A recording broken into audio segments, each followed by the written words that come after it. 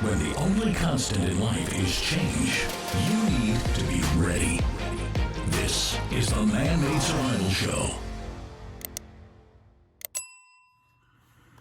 Hello everybody, my name is Jose Pro of Man-Made Survival. Thank you so much for coming back to the channel. Thank you so much for watching this video. Thank you everybody that has come to the channel and shared the content, that had liked the videos, everybody has left your comments and subscribe. I greatly appreciate it, not only on YouTube but also on the other platforms as well.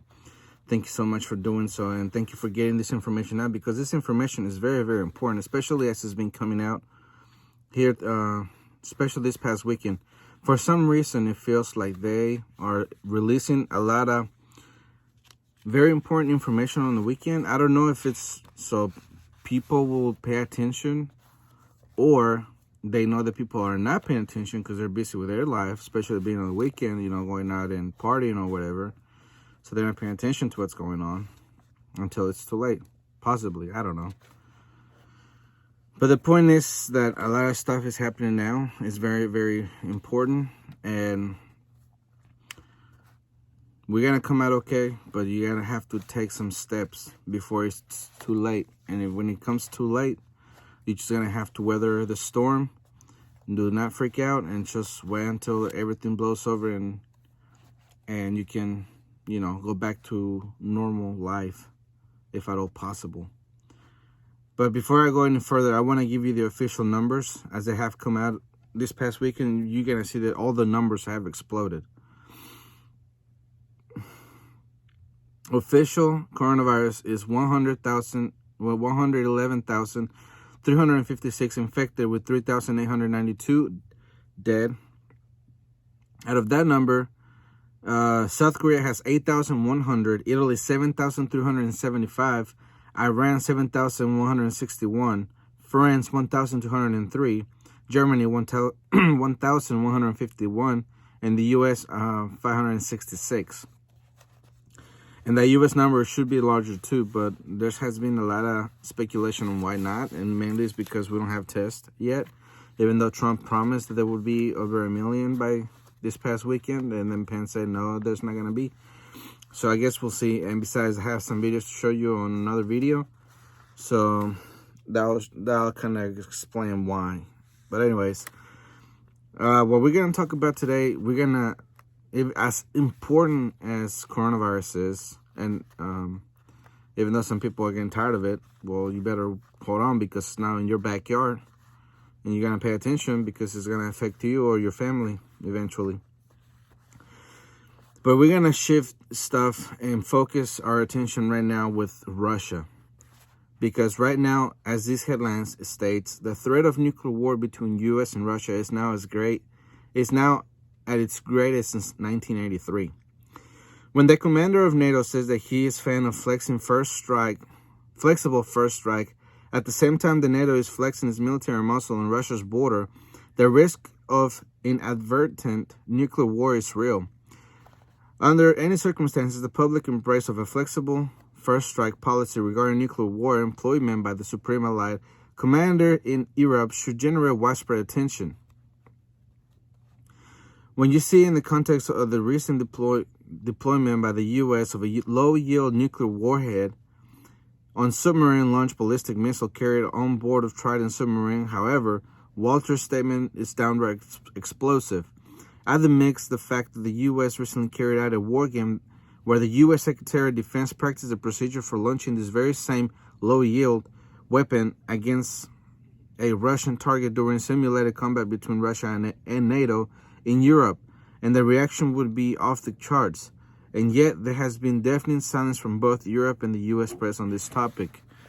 I mean, of course, it's kind of deafening because now they're worried about coronavirus, and they should have worried about it when they heard about it in China, instead of downplaying it and say, you're going to be okay. You're going to die, but you're going to be all right. You know, that's pretty much what they're saying. And especially now that Italy they have quarantined 16 million people. So that's why the reason, or one of the reasons, I would believe, why they're not paying attention as far as the media goes on this exercise and everything that's happened.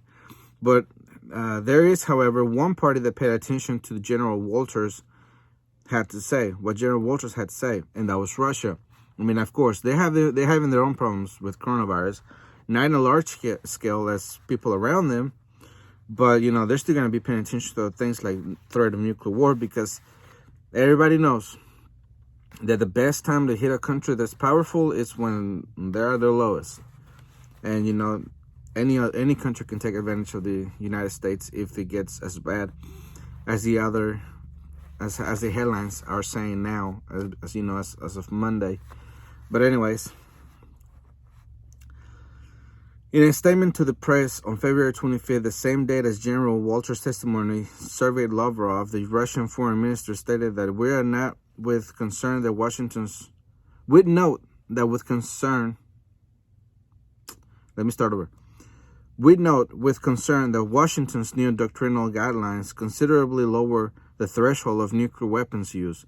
Lavrov added that this doctrine had to be viewed in the light of the persistent deployment of U.S. nuclear weapons in the territory of some NATO allies and the continued practice of so-called joint missions, nuclear missions. Rather than embracing a policy of flexible force strike, Lavrov suggested that the U.S. work with Russia to reform the Gorbachev-Reagan formula, which says that there can be no winners in a nuclear war. It should never be unleashed. This proposal was made 18 months ago, Lavrov noted, and yet the U.S. has failed to respond. And, I mean, yeah, of course, you know, Russia has also the first strike policy. Now, let's say two countries with a first strike policy, you know, everybody's on a hair trigger now. So it'll just be a matter of time before there's an accident, and then next thing you know, there's a bunch of cities around the world lit up. Now, here's something that Russia had to say about Washington's upgrade on nuclear forces. It says, Moscow says Washington moves to upgrade nuclear forces increase possibility of their use. This from TASS.com. The United States seeks to provide new capabilities to its nuclear forces, which increase the possibility of their use, Russia Foreign Minister spokeswoman Maria Zakharova said at a briefing on Friday. We would like to point out that Washington is not only upgrading its nuclear forces, but is also seek to provide them with new capabilities, which significantly enlist the possibility of their use. Particularly concerning are the United States moves to expand the range of low-power weapons, including the development and the deployment of munitions designed for strategic delivery vehicles. She stated, this clearly lowers the threshold for the use of nuclear weapons. Sakharov pointed out, according to her, Washington seems to consider nuclear standoff as an actual political option and is now working to create a necessary potential. Sakharova added that in order to make those destructive actions seem more legitimate, the U.S. referred to Russia and China as external threats. And that line, out of all of this that I've said, is the most important one. I mean, of course, the United States is going to increase and upgrade our capabilities, right? I mean, we have to defend ourselves, you know, freedom. But that's not the point. The point is that the United States refers to Russia and China as external threats. Russia and China, they will, or could, or are teaming up together to come against the United States. And if they both come together against the United States, you know, along with their allies, then they're a very powerful force. And on a one-on-one, or, you know, the United States against Russia and China alone, we couldn't take them, not at this time. Mainly because Russia has some advanced weaponry and defense systems that we do not possess right now. They're actually beating us on that. And I'm going to make a video, an extended video on all the stuff that Russia has that's, you know, significant, and China as well, and the United States, kind of like compare the three. And you got to understand that if NATO goes to war with Russia, the United States is going to be involved in it. And the first person that Russia's going to want to strike is going to be the United States, because we fund NATO. We're the ones that coordinate all the exercises. We're the ones that do everything. You know, the United States is the head of NATO. If you cut the head off, then the rest of NATO will pretty much not be useless, but not as effective, especially as far as funding comes, you know. to the rest of the world. So this is something to be worried about. I mean, war is always something to be worried about, but if we're very close, and let's not forget, Russia does have nuclear missiles over there in Venezuela and Colombia too. That's something that people have forgotten about, but I have not. And it would take 3 minutes for one of the hypersonic missiles from Venezuela to reach Miami. 3 minutes. All right?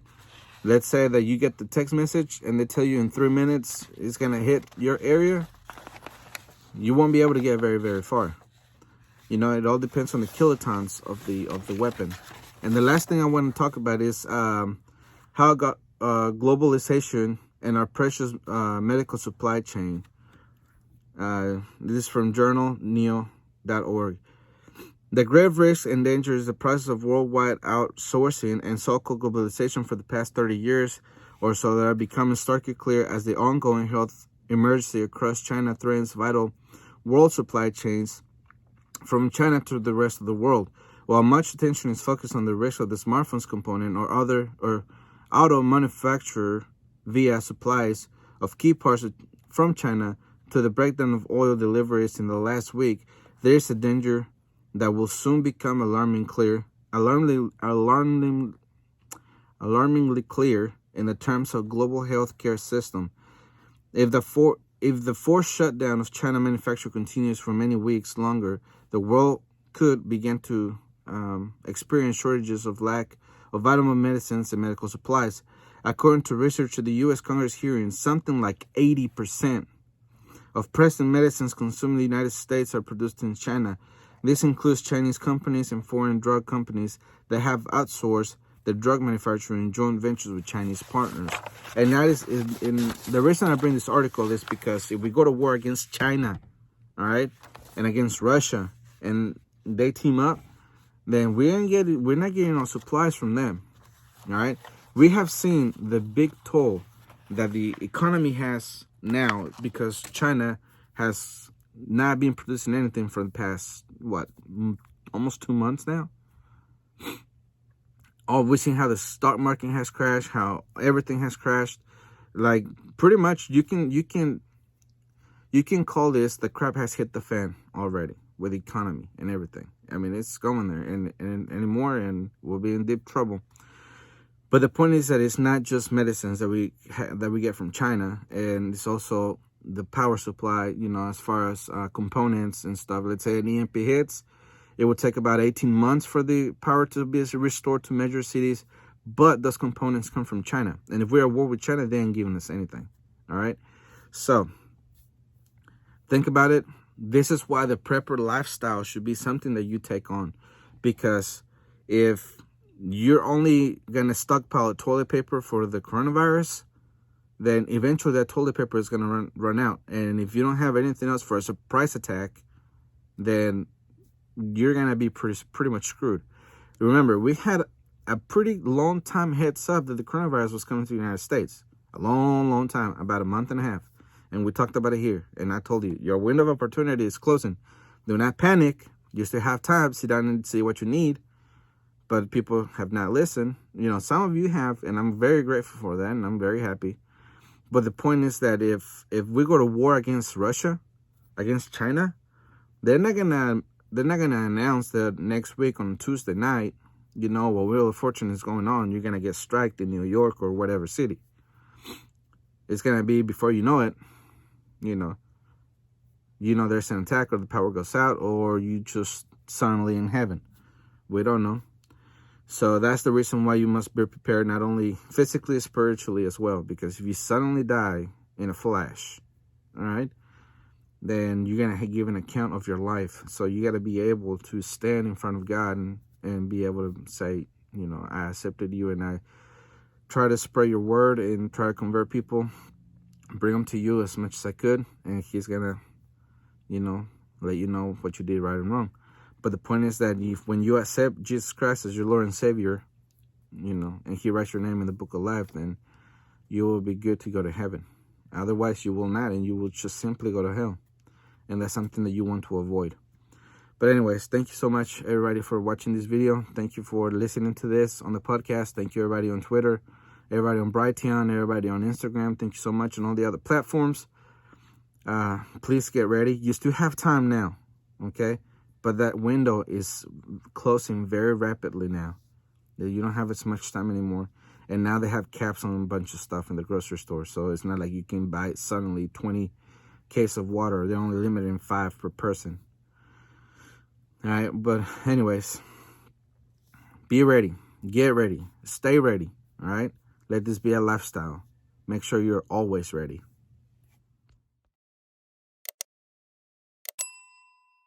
The Man-Made Survival Show.